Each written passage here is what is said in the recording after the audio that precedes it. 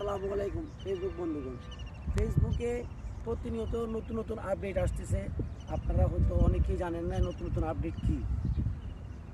আপনি যদি কোনো নতুন করে কন্টেন্ট মনিটাইজেশন পেতে চান তাহলে কী করতে হবে সেই আপডেট সম্পর্কে আপনার সামান্য ধারণা থাকতে হবে। তাহলে আপনি হয়তো মনিটাইজেশন পেতে আপনার জন্য সহজ হয়ে যাবে। আমিও হয়তো মনিটাইজেশন পাই নাই, আপনি পেতে পারেন। আপনার কর্মকাণ্ডের উপর নির্ভর করে আপনি মনিটাইজেশন পেতে পারেন। আপনার বর্তমানে নতুন নিয়ম হচ্ছে আপনি 30,000 ওয়াচ টাইম থাকতে হবে। আরেকটা দ্বিতীয় নিয়ম হলো আপনার 10,000 ফলোয়ার্স অর্জন করতে হবে।